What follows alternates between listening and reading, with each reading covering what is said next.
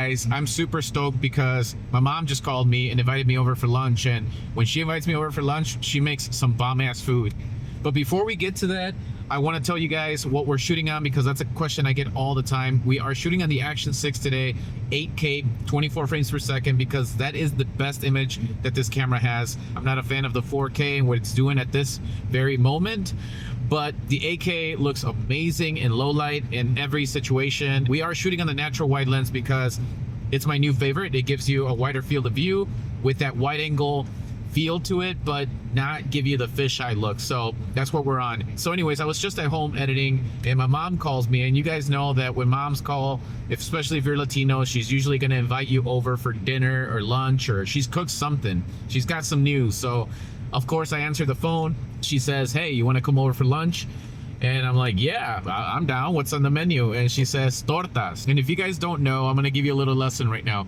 Tortas are actually a Mexican sandwich. That's just what we call our subs. Any sort of like deli sandwich that we make. It could even be hot, so you can add steak, chicken, whatever you want to it. But it's a sandwich, and it comes in a certain bread that Mexicans made, either bolillo or the torta type of bread, which I'll show you here in a little bit. That's what a torta is. Well, nowadays these kids are using the word torta for overweight Latino females. So that's just what it is. And specifically, like not so good attractive looking Latino women. I think that's pretty much it. I think it's kind of like I think in English the term for that, from what I remember, I don't even know if that's the term that people are using now, but I remember the word grenade. And I think the word grenade, I'll look it up in the Urban Dictionary or whatever, and I'll put the definition here. I think it means it's like an ugly girl or something. I don't know. I don't make these things up. This is just kind of like what the culture has done. Here, let's just go inside and I'll show you guys.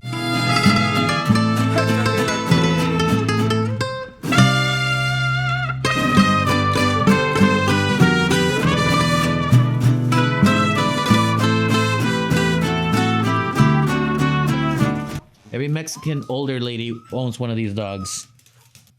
So this is Petunia. You guys get to learn Spanish in this vlog today. So here are the bolillos. Bolillo is the bread that we're talking about. It kind of looks like a football. They look like this. This one, there's a piece missing, but they look like this. And we slice them in half, and then we put all the meat and stuff in there. And this is kind of like our sub bread that we use. It's just, I think it's just regular white bread, honestly. It's just, that's how we shape them. That's how they come in Mexico. She got a few of them in there. And then it looks like she got some Munster cheese. Munster cheese, we call it quesadilla queso. Queso is cheese. And then obviously you can't go without avocados, which is aguacate in Spanish. We gotta have some tomatoes, tomates, and lechuga, that's lettuce. So some lettuce. She sliced it up right here, and then we got pinto beans that she smashed up, and then we got steak cooking right there. Oh, let's see if we can get closer. Yeah, she got some steak. So these are gonna be typically some of these sandwiches. When you get a torta, you can either get them kind of cold with like ham. I don't think we use turkey much. We don't really use turkey in Mexico, do we? Yeah, we really don't eat turkey in Mexico. We do ham.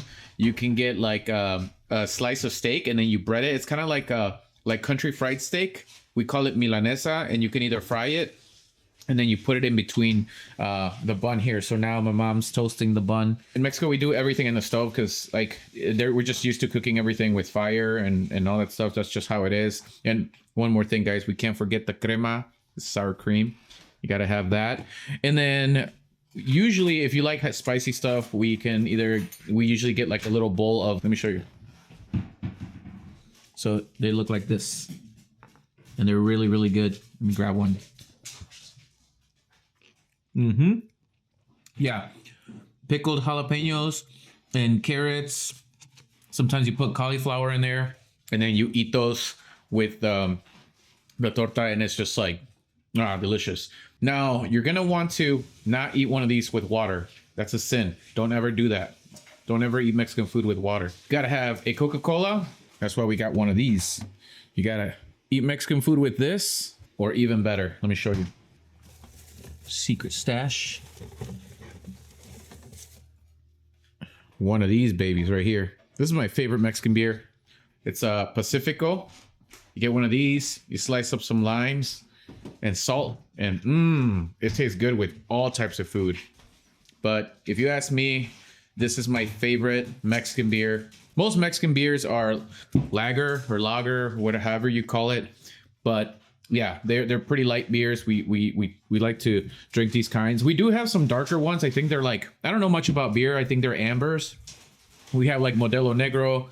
I don't know if that's an amber. And then we got like, most of them are lagers though. You got Dos Equis, Pacifico, Modelo, Corona. Corona is the least favorite one. I don't think a lot of Mexicans don't drink Corona anymore. It's either Modelo or Pacifico or any other ones. There's a bunch of other ones that you can get at the liquor store or whatever.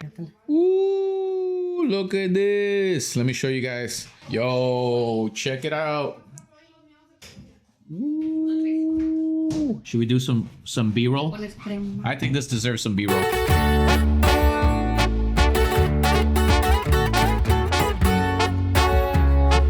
All right, check it out, guys. This is a torta. This is a steak torta. It's got the cheese, the sour. Oh, we gotta put the sour cream. Get some sour cream. I like a lot of sour cream. When I was little, my mom used to get one of these and then literally almost dump the whole thing in a little plate. And then I would just eat it with salt. It's probably not the best diet for a 5-year-old, but I loved it. And my mom would give it to me and it was like my favorite. So put little globs of sour cream in there. Can't forget this. Lime is limon. In Mexico, we use more green limes. We don't really use yellow lime in Mexico, do we?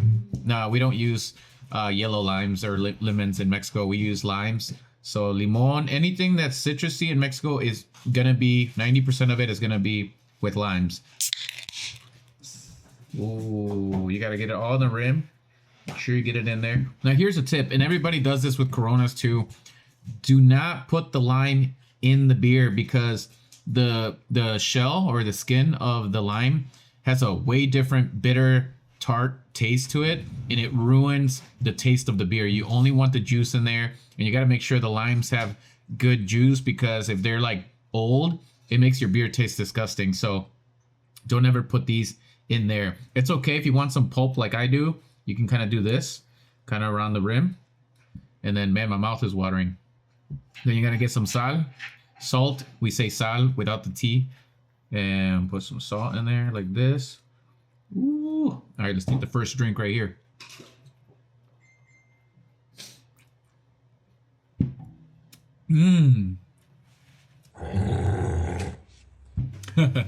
I do like things spicy, so we're gonna get the jalapenos, and I'm gonna put some in here. Now these aren't spicy. Sometimes they're spicy and sometimes they're not, but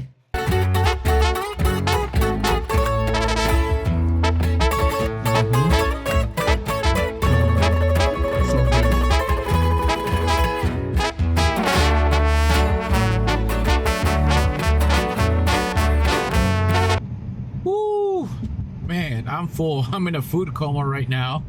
I ended up eating the one torta I showed you guys, and my mom can't finish one, so she cut hers in half. Of course, I ate the other half, and I could have probably eaten another half, to be honest with you. It was so good. Every time I go to my mom's house, I come out of there with a food coma. Guys, these are the type of vlogs that I want to keep doing, and it makes me happy that you guys are tuning into my vlogs. And what some of my favorite comments, honestly, are they start off with, hey, I really enjoyed the vlog. That makes me feel happy, because when I watch other people's vlogs kind of like these, that boy Migs is one of them that makes vlogs like this, where he doesn't talk too much about gear. He's really actually just vlogging. We take so much time talking about gear and the cameras and everything, and it's kind of contradicting, because I guess I'm about to tell you that I just love this camera because it's allowed me to capture life without the hassle, without that thing in their mind that says this is work. It's just literally you click a button and it just looks beautiful like this. You guys can hear me perfectly. I don't even have a microphone on. What you're listening to right now is the internal microphone on this camera, and it just works amazing. I think it sounds great. Even with a little bit of wind, when I get out of the car and you guys hear that wind, I don't care because it makes you feel like you're there. To me, when you hear that wind, it's like, wow, it's a windy day. Now, obviously, if I was telling you guys something important or something like that, I would just click on like a DJI mic with a windshield, but it's not necessary. These cameras are super powerful. And this is coming from a professional videographer, filmmaker, whatever you want to call me. I make money full-time doing professional photography, commercial video. So yes, I do have the cinema cameras. I do have the you know, top of the line lenses and all that good stuff. At the end of the day, I'm gonna tell you this from a professional standpoint. If you're just starting out, or if you're a vlogger, or I don't know what you do, you only need this camera if you want to do videos like this or YouTube videos. Like, this camera is my favorite camera. If I wasn't making money making videos professionally, this is the only camera I would own. And that's just, I'm not lying about that. It's the only camera I would own is an action camera, and I would get the Nano because the Nano is an amazing companion to the action camera. If you have the money to splurge, definitely pick up a Nano because you're going to love that camera. I don't have it with me right now because I didn't need it for this vlog. I was just going to go straight Action 6. I wanted it easy.